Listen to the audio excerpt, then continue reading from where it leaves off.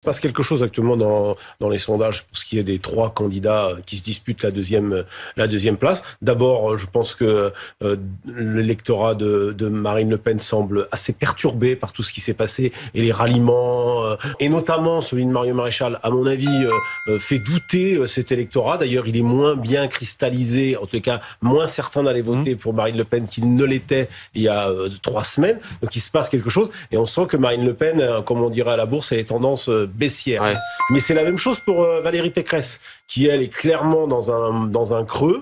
Elle a fait un mois de janvier baissier. Maintenant, elle est dans une situation étale. Dans certaines enquêtes, ils sont à touche-touche Éric Zemmour et Valérie Pécresse. Donc on sent bien là actuellement que Éric Zemmour a repris la main un peu sur sa campagne, et du coup on est vraiment dans un match à 3, alors que souvenez-vous, il y a un mois on avait un sentiment qu'on allait être dans un match à 2. Donc là on voit bien qu'il se passe quelque chose, et c'est plutôt à l'avantage d'Éric Zemmour. C'est un parcours d'une fulgurance incroyable. Il s'est déclaré qu'en mois de novembre. C'est 2 mois, 3 mois. Oui.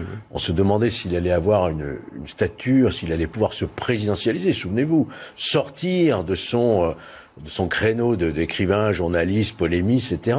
Aujourd'hui, quel parcours en peu de temps. Il obtient pratiquement ses parrainages, il remplit les salles comme aucun autre pour l'instant candidat ne le fait, avec une ferveur, on le voit qu'on ne voit pas ailleurs. Je trouve que même physiquement, il est de plus en plus présidentiable. Je ne sais pas si vous avez remarqué ses lunettes, etc. C'est plus le Zemmour d'il y a de l'année dernière. C'est vraiment, il y a une transformation qui, pour moi, me stupéfait, me fascine même de voir à quel point il a progressé.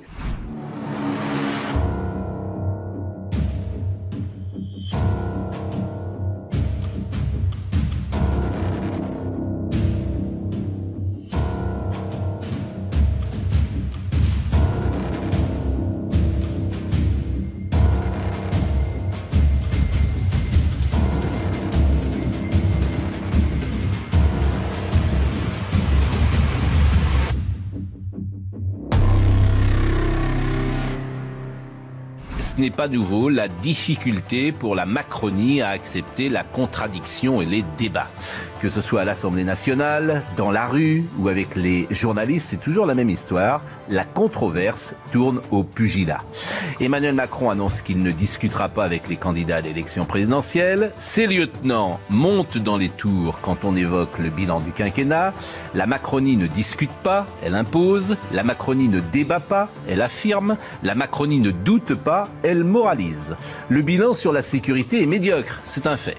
La balance commerciale est une catastrophe. Nous sommes les derniers en Europe avec un déficit abyssal de 84 milliards d'euros, quand l'Allemagne sort avec un excédent de 200 milliards. Et notre croissance est financée par la dette et l'argent que l'exécutif a dépensé pour acheter la paix sociale, et c'est vrai, pour sauver les entreprises. Mais à quel prix ? Il y a un peu la menace fantôme, c'est la gauche. Il y a un peu l'Empire contre-attaque, c'est Macron. Enfin, encore faudrait-il que l'Empire attaque. Bon, il y a l'attaque des clones. Éric Zemmour et Marine Le Pen. Tu n'es pas seulement un lâche, tu es un traître. Ça, je vis ça bien au quotidien, je vois assez clairement. Bon, vous avez compris que moi, j'étais le retour du Jedi. Hein. Voilà. Et parce que je veux faire lever un nouvel espoir, comme dit la fin de la saga. قد جاءني من العلم ما لم يأتك فاتبعني.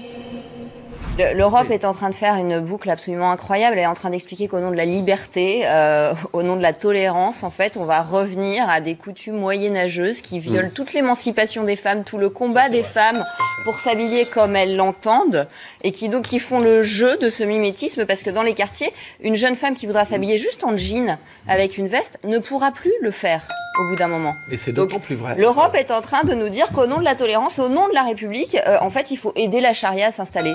Quand on va se prendre le manche du bâton sans plus pouvoir le dénier, ça va faire très très mal à nos soi-disant laïcs.